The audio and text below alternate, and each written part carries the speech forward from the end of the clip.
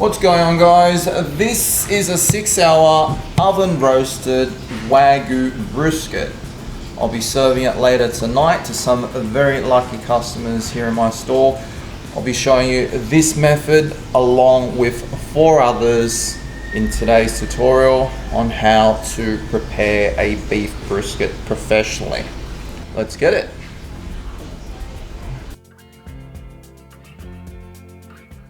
Hello, my name's Leighton. A very warm welcome if it's your first time here. I'm a chef out of Brisbane, Australia. I do this professionally for a living. That's a great reason why you should be subscribing to this channel. And during the course of this video, if you have any comments, make sure to drop them below and I'll answer them. But speaking of questions, one of the most common questions I get asked on this channel is, how do I prepare a beef brisket? What's my setting? How long should I cook it for? I'm going to answer all those questions in today's video. Now, when it comes to a pho at a restaurant, rare beef, thinly sliced, and beef brisket are the most common pairings you'll find right around the world, because every great pho chef will know that a pho needs a brisket in it. It makes a huge difference. And take it from me, I've tried both methods with and without, and there is a difference. So always use brisket when you're cooking your pho. In terms of the cut of brisket, there's flat brisket and the point end. Flat being more lean and the point end being more fatty, more flavor, but you run into the problem where there's multiple layers running in different directions, so you need to be careful which direction you're cutting the brisket, because you always want to slice it against the grain. Personally, I prefer the point end brisket because it's got more fat, and when I say fat, I'm talking about it in a good way, because a lot of people think fat is bad, but fat is where all the flavor is. Because if you've ever had a steak and you're biting and you hit a bit of fat, and you get this explosion of flavor. Well, it's the same when you're having a pho and your friends and loved ones are eating a piece of brisket and they happen to bite onto the fat. It's a lovely experience, and this is why at my store, when I'm giving my customers a bowl, I always like to mix up the brisket with a bit of lean with a bit of fat. And you also find some Vietnamese restaurants have a fatty brisket option, which they call it gao. Now, this is very important. Whenever you're cooking, you need to know who you're cooking it for. If it's your immediate family and no one's got any health issues, then by all means, throw some fatty brisket in there. It's not gonna hurt anyone. But if you're cooking for, say, an older relative or your grandma who's very health conscious and they're watching their cholesterol levels, then of course do not throw in a big chunk of brisket with this fat, this cap of fat on there. Method number 1 is what I refer to as the lazy method, and all the mums out there are guilty of this, even my own mum. She does it every day. This involves straight boiling the brisket, where you take the raw brisket and just throw it into your pot of pho. A couple of reasons why I do not like this method. 1, it dirties up your broth, and 2, at the end, it doesn't look very good. And to demonstrate this, I brought some water to the bowl and I simulated this method.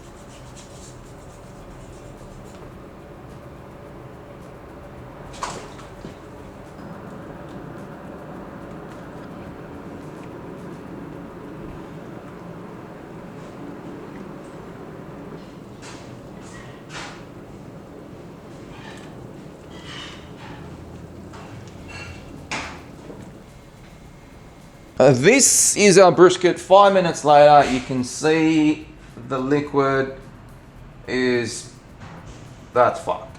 You're gonna drain that. It is dirty, got all this impurity. So imagine a bigger piece of brisket imparting all this crap into your beautiful broth. This is why I do not like this method. And when it comes out, I'm going to show you a comparison after we sear this other brisket. you're gonna see there is a night and day difference between the two. So this is a no-go, but if you have to, just make sure you pre-blanch your brisket first before you add it into your final pot. Method number 2, sear your brisket in the oven before transferring it into the pot of pho for 3 hours. This is my go-to. This is how I do it at the store, and it's what I recommend on this channel. And what it looks like is, put your brisket on a flat tray, season it in the oven for 10 to 15 minutes at 250 degrees C until there's a nice sear on it. Then lower the temperature to 120 for another 20 to 30 minutes. Now what I like to do is I like to cut up my onion and ginger, put it in at the same time as the brisket. So you're getting two things done at once while saving electricity or gas. And keep in mind though, the settings that I've given you in this video is based off a commercial oven. It's the best in the world, Rationale. Thanks for visiting the other day, by the way. It's gonna be different for people at home using a Miele or something that you got off from Harvey Norman or the Good Guys. So just use your common sense, visually check on your brisket as you're searing it, and when there's a nice golden color on it, this is where you'd lower the temperature down.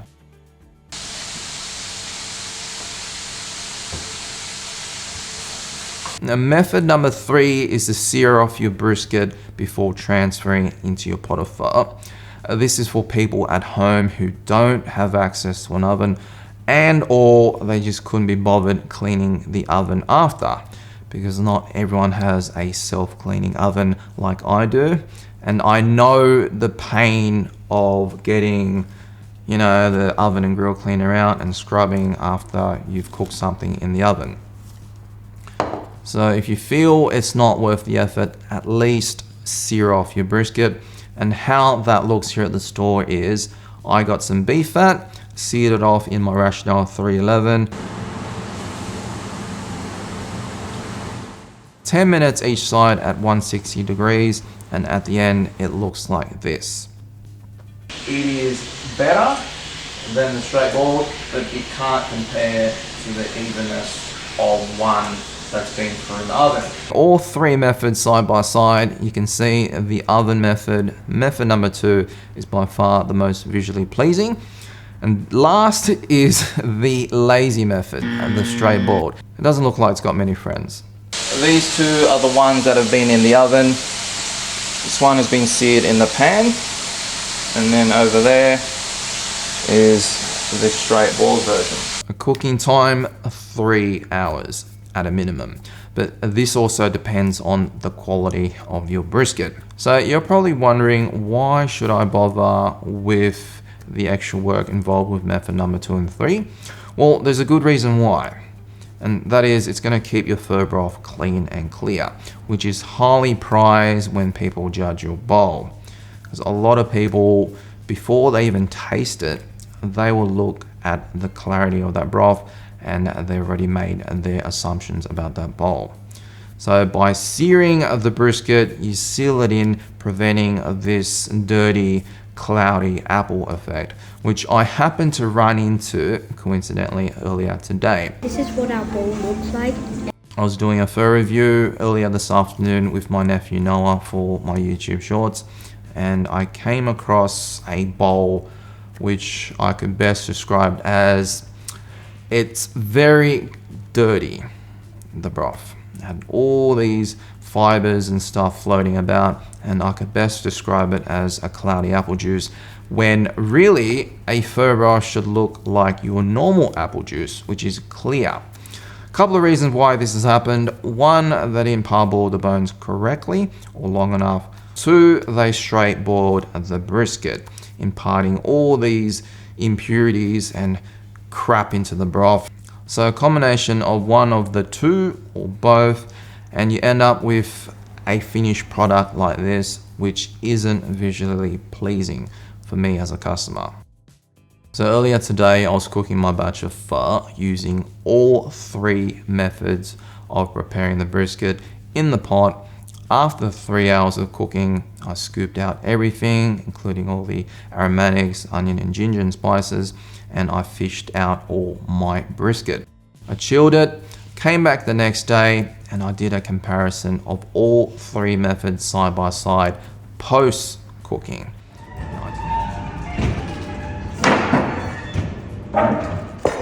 So the following day, this is what the 3 briskets look like. Excuse my voice, I've got my plate on. This is our straight boiled version. Got our oven seared version over here. You can see the color.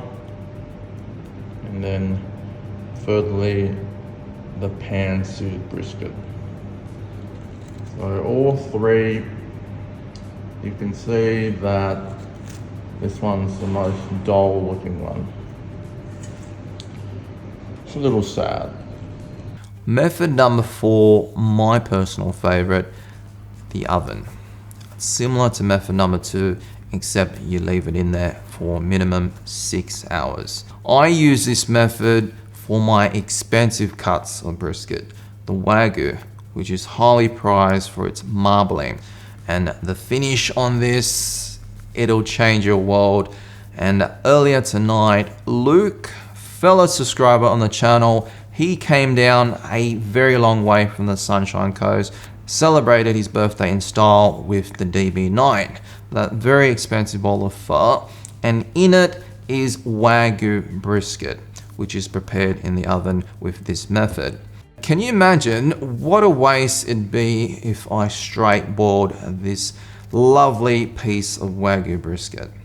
I mean, it doesn't do the product justice, which is why you need to spend a bit more time and effort to prepare a cut that is more expensive.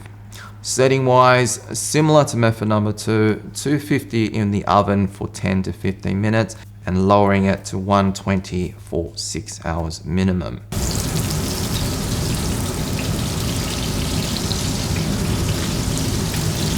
Have a look at that.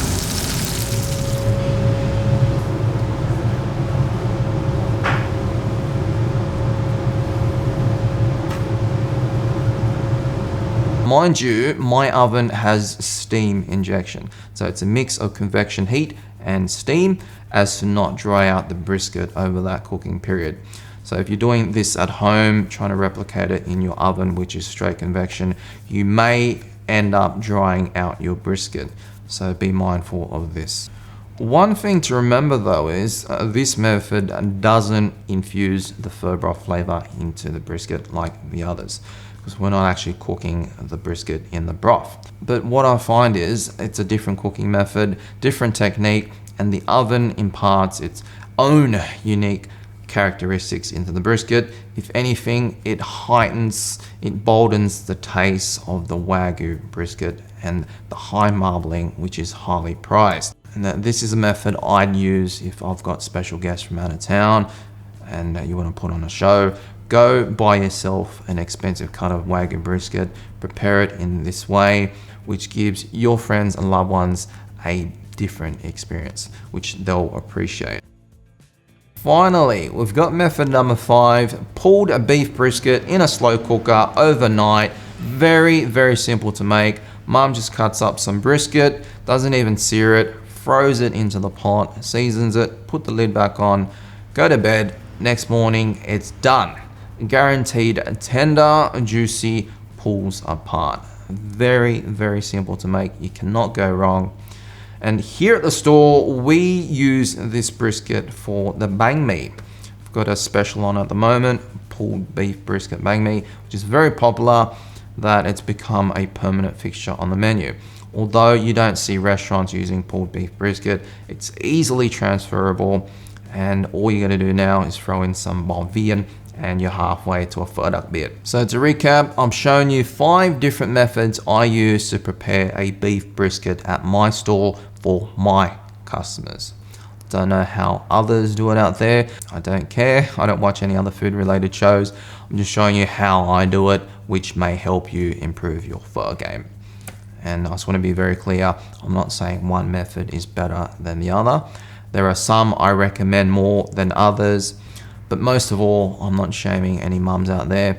I don't want to come across that way. My mum still does it the lazy way. And also, I'm not here to kitchen shame anyone. If you don't have an oven because you're stuck in a rental and there's a rental crisis at the moment in Australia and your landlord's too tight to put an oven in, just use whatever's in front of you, MacGyver it, but most of all, have fun doing it. My name's Leighton. Hope you enjoyed this video. Drop a comment if you have any. I'll see you in my next video.